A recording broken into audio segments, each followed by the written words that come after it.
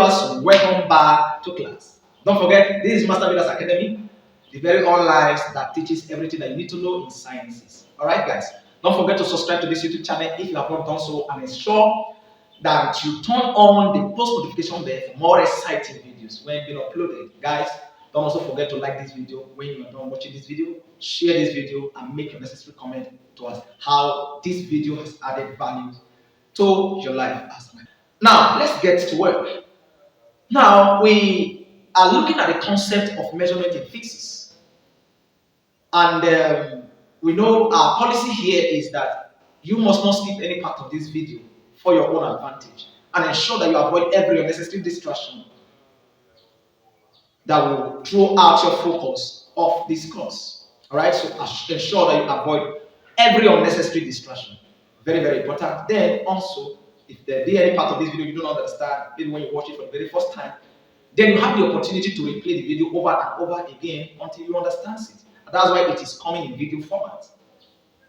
Now also guys, we want to quickly examine what is measurement. Of course, we want to be looking at measurement in physics, because physics actually starts from measurement. So if you don't understand the measurements, guys, definitely you won't understand physics. Because I explained earlier that there are things you need to know to be sound in physics. So this elemental stage of physics is something that you must not play with. Because if you do, then you are playing with yourself. Then you are sure that you never get it right.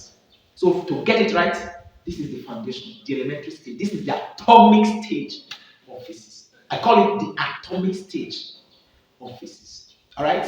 So there cannot be an element without an atom. There cannot be a compound without an atom. There cannot be a mixture without an atom. So the other aspects of physics depends highly on what we are about looking at. And that's why I want you to pay maximum attention. Alright? Now, what is measurement, or what are measurements? Now listen carefully. Measurement is an act or the process of finding or obtaining the size. Get it clear? 1, the size. 2, the quantity. 3, the amount. Or 4, the degree of something. Measurement is an act or process of what? Obtaining or finding the size. 2, quantity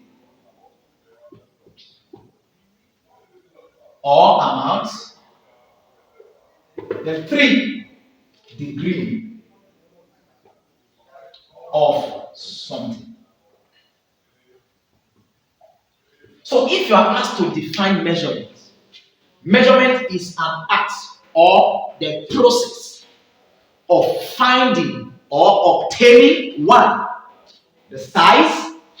2, quantity or amount. 3, the degree of something. So measurement is an act of obtaining or finding the size, the quantity, or the degree of something. Now, what is the something? That's what we have here as physical quantity. So we can define this now as measurement in physics is an act of what? Finding or obtaining the size, quantity, and degree of physical quantities. I take it again. Measurement is the process or an act of finding or obtaining the size, the quantity or amount, or the degree of physical quantity. This is how we define measurement in physics. So the aspect of measurement we are looking at in physics is measurement of physical quantities. Is that taken? Yes. Now, take note of these 3 things that we have. Of course, size also means the same thing as what? Magnitude. Alright? Yes. Also means the same thing as magnitude. So you must understand that the reason for taking measurement is not just for plain sake. No. One of the reasons why we take measurement is for us to be able to ascertain either the size, depending on the type of quantity you are looking at, Just like when we define physics, we said that physics deals with what? The behavior of matter. And we know that in physics, matter means anything that has mass and can occupy the space. And now we therefore have three states of matter. We have the solid, we have the liquid, and we have gas. And each of these three materials have different ways they are measured, right? Yes. What you use to measure solid materials quietly are different for those that you use to measure liquid. Similarly for what? That of gas. Is that correct? So when we talk about size, it doesn't mean that you can have size, quantity or amount, and degree for one particular physical property. Of course, it can be possible, but sometimes you need to understand that when we are talking about physical properties here, we are actually relating these to matter, and matter is of three states, which is the liquid state, the gas state, and the solid state. Are we there? But majorly, physics deal more of solid state and liquid compared to gas. We are going into that. Unlike chemistry. When we get to chemistry, you get to know some of these facts. Alright? Now, this is what you should understand about measurement. That measurement is actually the reason why we take measurement. Is for you to be able to get size. For instance, you go to a tailor's house and you want to sew. Did you just give the tailor your clothes? No. After you have given the tailor your clothes, he has to take the measurement of your stature, of your height, your size, and other measurements that they take. If you go to the carpenter and you say you want to make a chair, a bed, or a bench, or anything furniture like, there are sizes for those things. Are we there? So the essence of taking measurement is to be able to quantify physical properties in physics, or ascertain their sizes or the degree to which they are available. Are we there? Now, if this is understood, now what are physical quantities? Of course, when we define physics, we said that physics is a pure science that deals with the behavior of what? Matter and energy, and how it relates with other physical properties. And I made it clear that when we talk about physical here, we are not talking about abstract. Abstract are things that we can feel, but we cannot see, we cannot touch them. But physical things are things we have ability to see and ability to touch. Are we there? So, what are physical quantities? Guys, physical quantities are quantities that have measurable physical properties.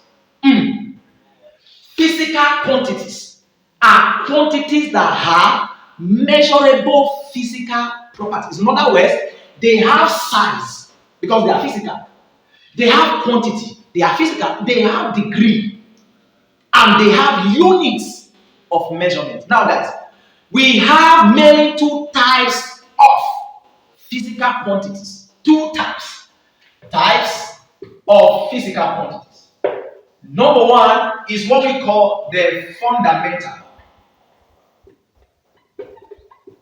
physical quantities. Then number two, we have what we call derived physical quantities.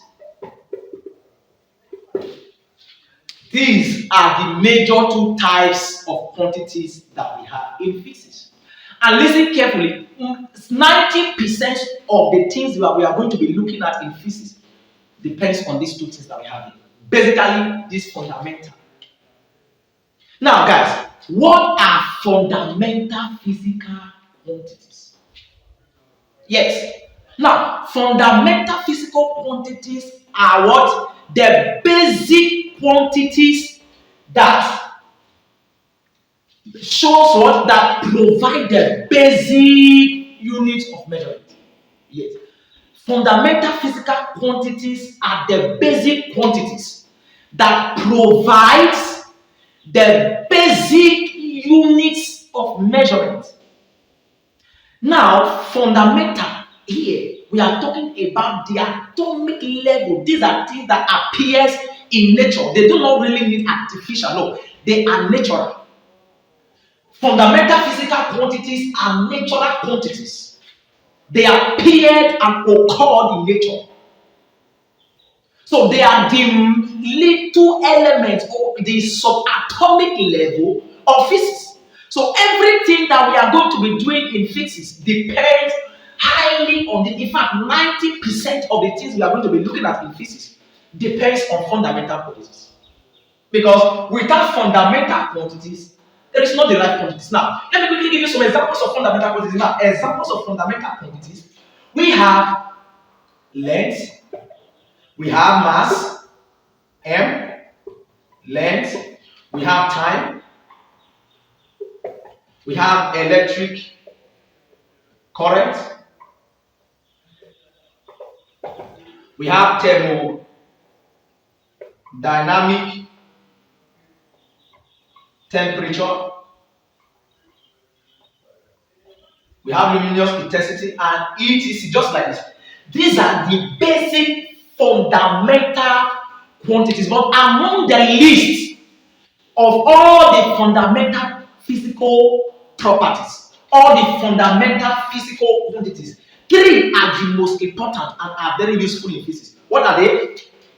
The length, mass, and time. These three, we must not play with them if we must be good in physics. So first, guys, we need to understand that in physics, length, mass, and time, they are the basic three fundamental units that is used across all the things that we are going to be looking at or that you have ever looked at in physics. So, what then are derived quantities? Now, guys, derived physical quantities are quantities that are obtained by combining two or more fundamental quantities together. Yes. So, derived physical quantities are quantities that are obtainable by combining two or more fundamental quantities together. Now, how are these fundamental quantities combined together? How? Derived physical quantities are obtained by simply multiplying or dividing two or more physical fundamental quantities. An example of this is velocity. Now, velocity we said is what? Distance over time. So this is time, and distance and length belongs to the same family. Alright, I'm going to explain that later on. Distance, length, and height. These three things. We're going to explain these three things, how they are related. Distance, length, and what? Height. Now let's get started. So this is a derived. We see now that when we divide length, which stands for distance here, by time, we obtain a derived quantity. So the combination of two or more fundamental physical property is what gives birth to derived quantities. Are we there? So the same way, if I have force is mass times acceleration. Are we there? And mass acceleration is what? Change in velocity over time. Change in velocity over time.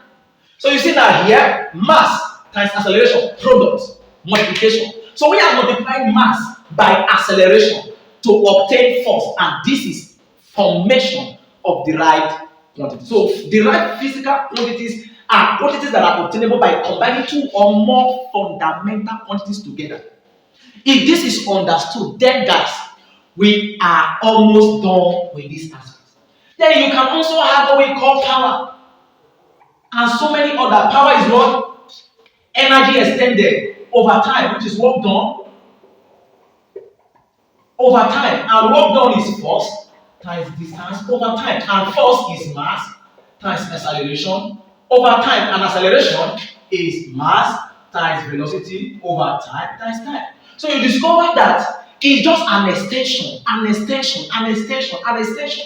Power is work done over time, and work done is force times distance, and distance and force is mass times acceleration times distance, all times distance.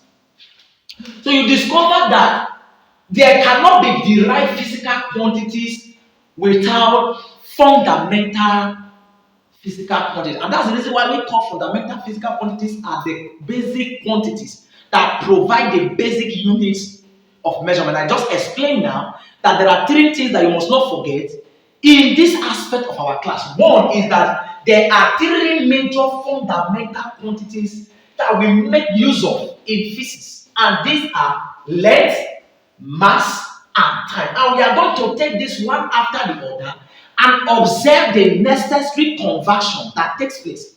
Of course, we have already not talked about the unit of measurement, but that will be what we are going to be looking at in the next video. So, guys, if you find this video helpful, do consider subscribing to this video and ensure that you turn on the post notification bell for more exciting videos. And don't forget to share this video. Don't forget to like. Don't forget to make your comment. Don't forget to follow us in all our social media platforms. So you can check the description below where you will find the link to the next class, where we'll be looking at units of measurement. See you guys.